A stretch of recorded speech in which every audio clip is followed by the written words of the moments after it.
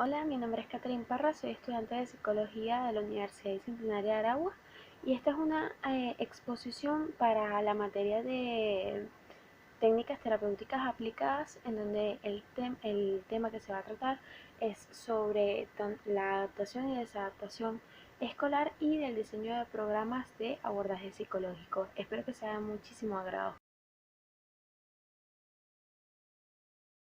Adaptación escolar. Urrea en el año 2008, él se refiere al proceso de adaptación a lo que surge cuando la interacción entre el niño y el entorno, entre el niño y su medio, ya que esto provoca una acomodación de sus condiciones internas a la realidad ante la cual se está enfrentando y implica de su parte una asimilación distinta, ya que es aquí cuando va a poder desarrollar por la vía de la aplicación creativa sus reglas sociales interiorizadas. Es por esa razón que el proceso de adaptación de un niño, sobre todo lo que viene a ser el contexto escolar, que es de lo que más eh, eh, vengo a hablar, representa en algunos casos puede ser puntos de ansiedad y de temor, ya que por lo general es la primera vez en que los niños se separan de su familia. Y esto puede implicar cierto desconcierto tanto por parte de los niños como por parte de los padres, los cuales están experimentando una intranquilidad por la separación y la incertidumbre por el bienestar de su hijo. Es por eso que el proceso debe ser lento y los padres tienen un papel fundamental en este momento porque es el momento en que el niño se enfrenta a una nueva situación. Evidentemente, no todos los niños les ocurre de esta manera. Ahí, a la hora de enfrentarse a un nuevo espacio, para algunos niños no significa ningún tipo de conflicto, pero para otros sí se convierte en una situación un poco difícil de superar. Sobre todo para los niños que vienen de un hogar en donde se les ha brindado un exceso de protección. Entonces puede ocasionar tanto para los padres como para el niño momentos de incertidumbre y que pueden llegar a durar entre 1 a 3 semanas, pero no es el caso de todos los niños a la hora de hablar del contexto escolar.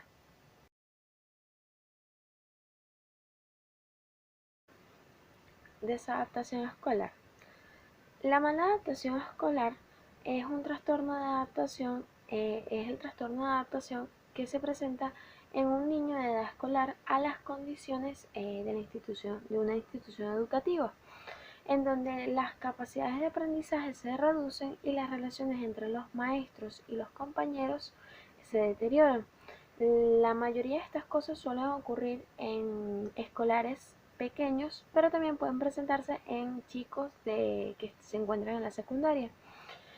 Uno de los factores más influyentes eh, en, en la, en la desadaptación escolar viene a ser la familia y los padres en particular, ya que en muchas ocasiones ocurre que los padres pueden tener reacciones demasiado emocionales para ante el fracaso de un hijo respecto a una mala nota, una mala calificación que tuvo y sin saberlo dañan la psique del niño y eso automáticamente desarrolla una reacción negativa con respecto a todo lo relacionado con la escuela. Eh, y es por eso que se forman desajustes escolares. Otro factor importante, aparte de los padres, vienen a ser después los maestros, ya que es con quienes los niños o los chicos interactúan diariamente en el colegio. Y puede llegar a ocurrir que en algunos casos los maestros construyen incorrectamente un paradigma de aprendizaje y a su vez esto puede desarrollar malentendidos y negativismos por parte de los estudiantes.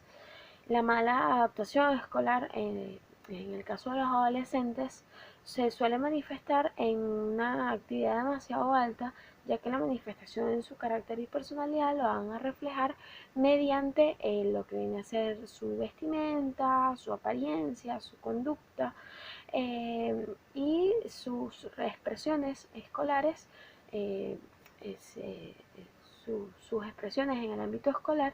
Si los maestros llegan a reaccionar de una manera demasiado violenta, lo que va a ocasionar es que el adolescente responda negativamente.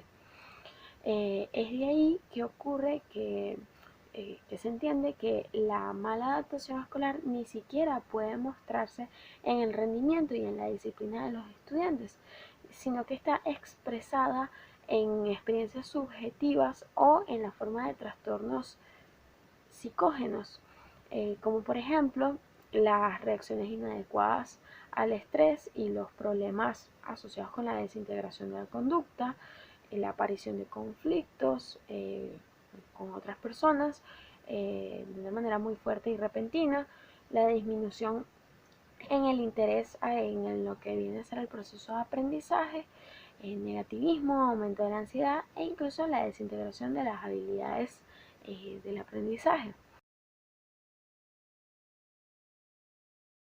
Causa el psicólogo en el estudiante. Estos efectos se van a lograr conseguir de acuerdo a los métodos lógicos que el psicólogo desee emplear mediante distintas estrategias de aprendizaje y distintos procedimientos.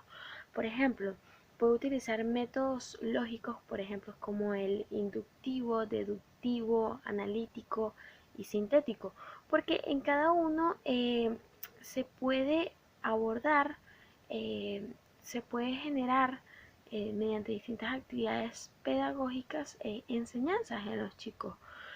Por ejemplo, en el inductivo se pueden realizar estrategias de aprendizaje y procedimientos para trabajar la observación, la abstracción, la comparación, la experimentación, la generalización, en algo tan simple como por ejemplo realizar un experimento que los chicos se pinten con colores primarios y combinen los colores y puedan ver cómo cambian los colores, cómo se generan. En el método deductivo, aplicación, comprobación, demostración. En el analítico está la división, clasificación, es decir, que se pueden realizar estrategias como por ejemplo pedirles a chicos, por ejemplo, que ya sepan sumar, restar, dividir y multiplicar. Se les puede pedir que realicen un, un, un estudio respecto a una visita a un acuario, calcular cuántos serían los gastos teniendo todos los datos para poder realizar esa, esa, ese problema matemático. También se puede realizar estrategias para que los chicos conozcan lo que viene a ser clasificar la naturaleza de acuerdo a los distintos ciclos que existen. eh, y por supuesto también mediante el método sintético está la recapitulación, la definición, el que puedan aprender a hacer conclusiones, a sacar un resumen de una obra literaria y muchísimas cosas más de este estilo. Y todo esto va a generar definitivamente efectos positivos en los estudiantes si realmente se aplican estrategias pedagógicas correctas. Programas de intervención psicológica en el ámbito educativo. La intervención psicológica psicoeducativa requiere de seleccionar programas que que sean existentes, implementarios y evaluar los efectos de estos programas. Y por supuesto, luego, una vez que el psicólogo los tenga, va a buscar la manera de otorgárselos a los profesores para que estos también los apliquen. Se basa básicamente en bueno, hay muchas funciones, pero cuatro programas importantes que debe aplicar el psicólogo son: primero, el programa preventivo. en donde tiene como finalidad buscar eh, aplicar a procesos que eviten la aparición de futuros tipos de problemas. Entre ellos pueden estar, por ejemplo, adicciones físicas y psicológicas como las drogas, el sexo, el internet, inclusive la anorexia, los embarazos adolescentes y ese tipo de cosas. Siempre prevenir, programas para prevenir una problemática. Luego están programas de desarrollo que incluyen programas para fomentar el entretenimiento con funciones intelectuales y psicomotrices, en donde se busca trabajar, por ejemplo, en la atención, la memoria, la psicomotricidad, técnicas de aprendizaje, eh, técnicas de creatividad, organización perceptiva, el desarrollo social y afectivo, y la inteligencia emocional, y siempre fomentar al desarrollo de la comunicación, de la psicosocialidad, eh, a la igualdad de género, al ejercicio físico, eh, siempre en ese mismo orden. Luego se encuentran también programas terapéuticos, en donde el psicólogo realiza actuaciones de primer nivel dirigidas a situaciones problemáticas que ya están existentes. Esto puede ser, por ejemplo, con alumnos que tengan problemas de socialización, que tengan algún trastorno psicológico, y que por ende el psicólogo requiere que una vez que ha diagnosticado algo, puede llegar incluso no solamente a cumplir con su función dentro del rango educativo, sino que también puede derivar a la intervención en instituciones o centros especializados, siempre realizando un seguimiento de la evolución de los alumnos si lo ve necesario. Y el último programa viene a ser los programas de orientación, que están basados en orientación académica y profesional, que es para poder realizar la evaluación de los alumnos, para poder medir parámetros como su personalidad, hábitos de estudio, rendimiento académico, motivaciones, metas, intereses, y así el psicólogo eh, implementa o colabora con los profesores.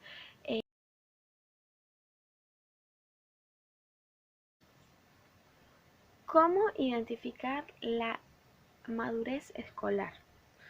La madurez escolar se construye progresivamente, y eso va a ocurrir gracias a la interacción de los factores tanto internos como externos, ya que su dinamismo interior le va a asegurar al niño una madurez anatómica y filosófica, en- ya que en la medida en que le sean proporcionadas las condiciones nutricionales, afectivas, y de estimulación, que son indispensables, entonces va a poder ir desarrollando la madurez necesaria en el ámbito escolar.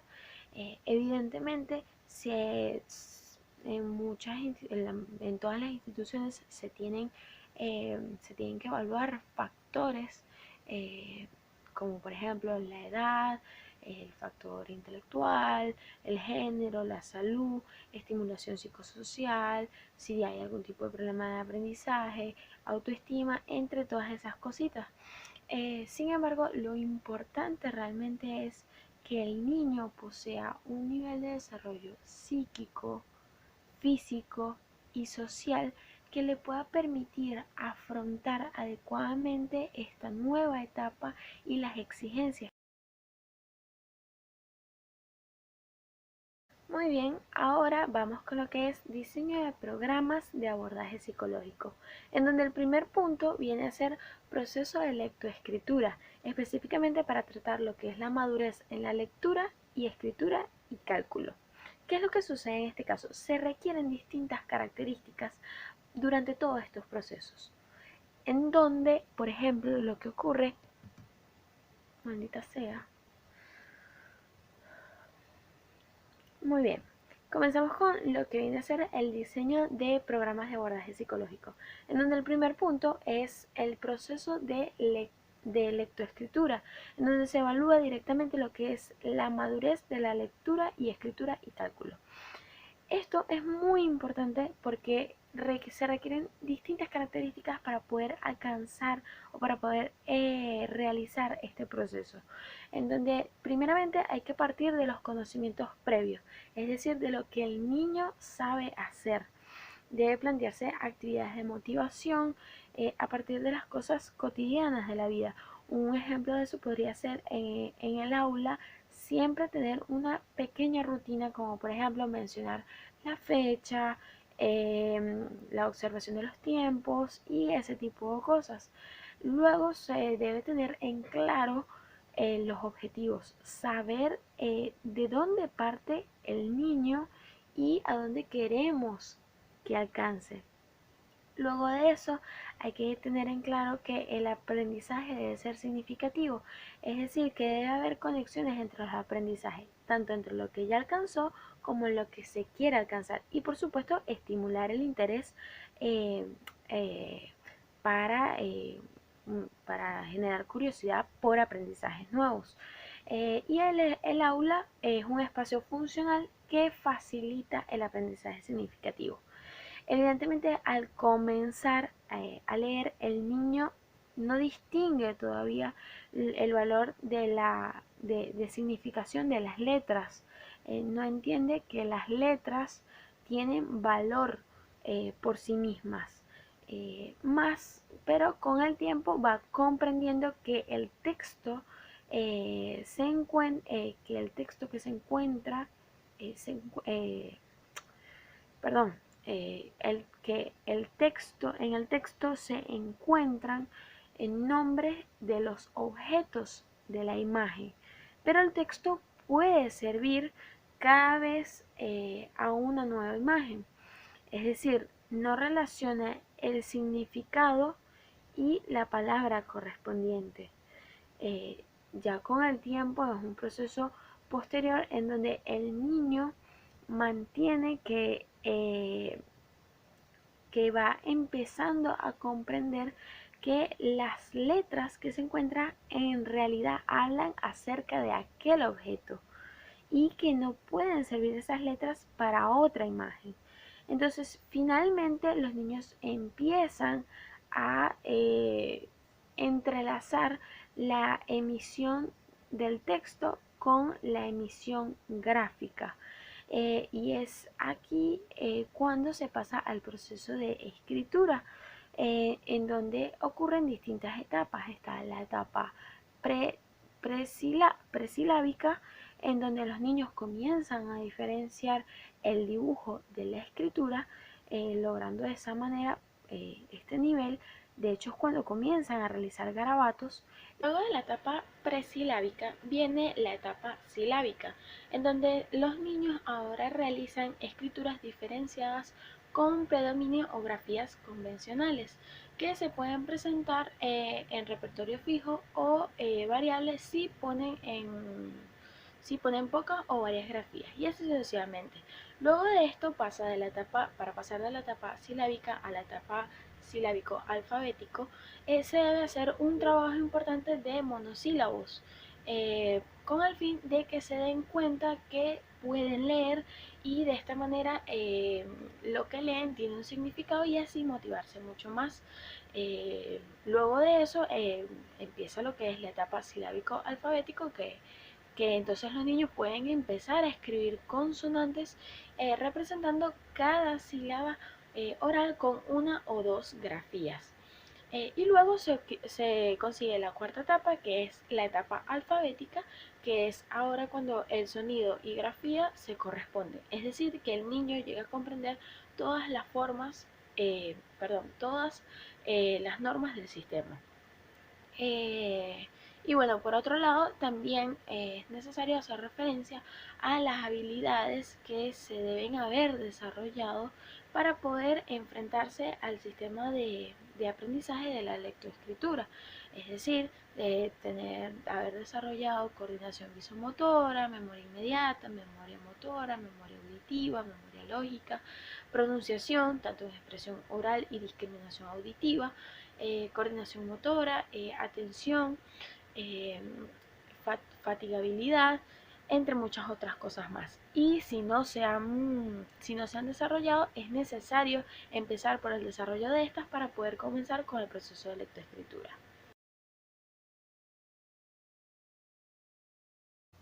Ok, ahora vamos a hablar acerca de las técnicas de evaluación de los procesos, entre los cuales se incluye lo que son las rutas fonológicas, semánticas y sintácticas de aprobación del aprendizaje de lectura y escritura.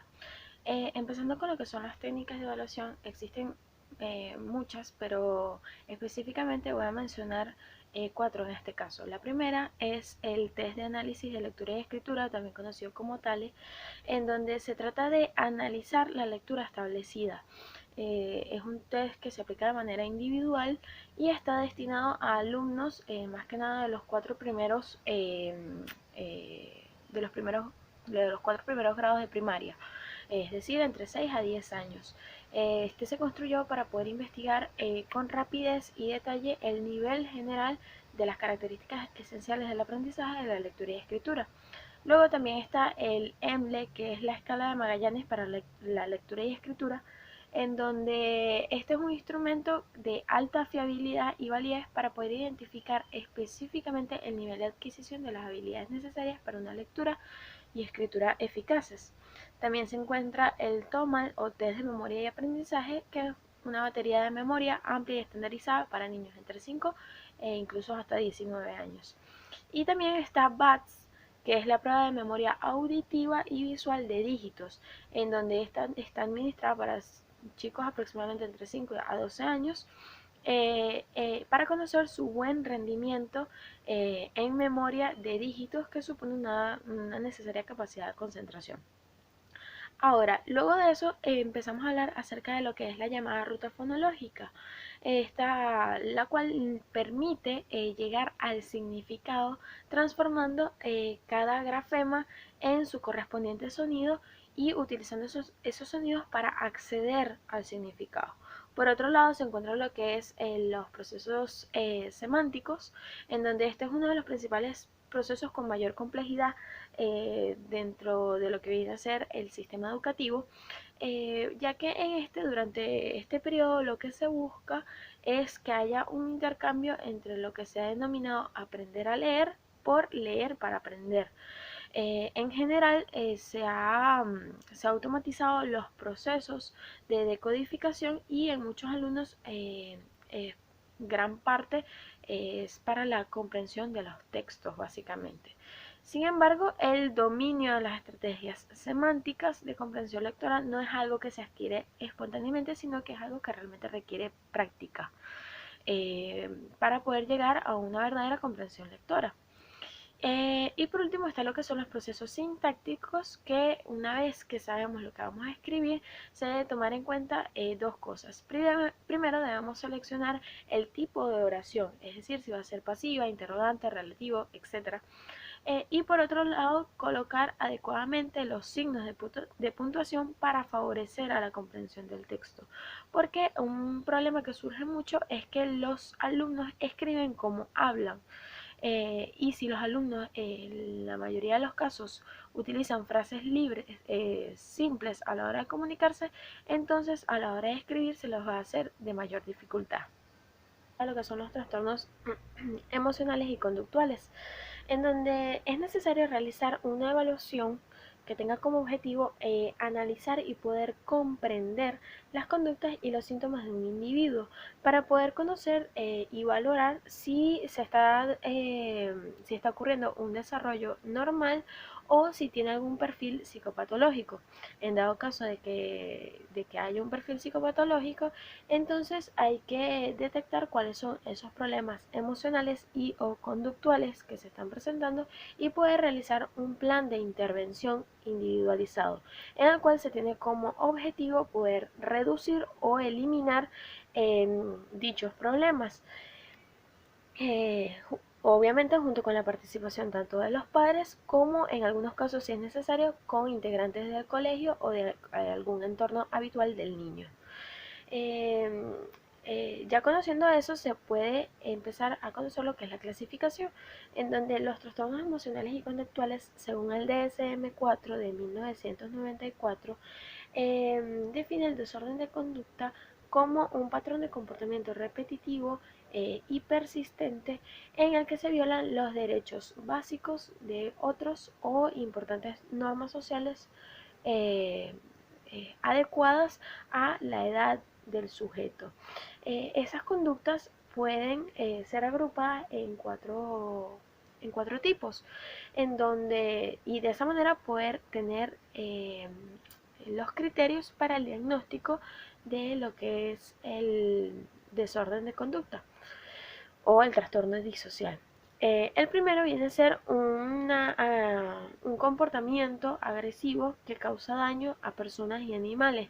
Es decir, que la persona es decir, que el sujeto fanfarronea o amenaza la intimidad de otros, a menudo inicia peleas físicas, ha utilizado un arma, ha manifestado crueldad física con personas o con animales, ha robado enfrentándose a la víctima, por ejemplo, un ataque con violencia, eh, o incluso que haya forjado a alguien a una actividad sexual.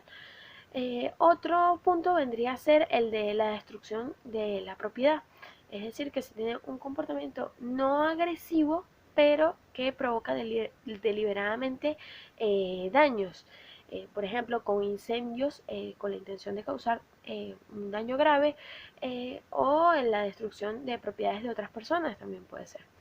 Luego está el tercer punto que es fraudulencia o robo, en donde ha violado un hogar, una casa o un automóvil que no es de esa persona. A menudo es alguien que miente para poder obtener bienes o favores o para evitar obligaciones. Ha robado objetos de valor sin enfrentamiento a la víctima y así sucesivamente.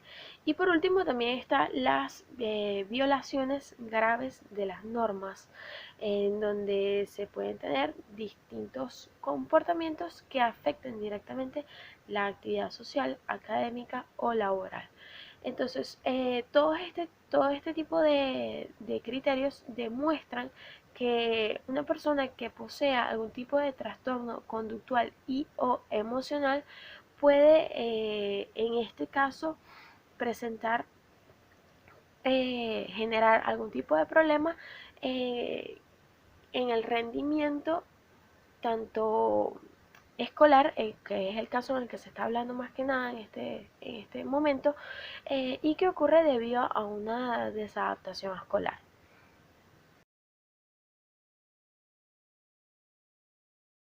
Esta fue toda mi exposición, espero que haya sido de mucho interés y bueno, muchas gracias.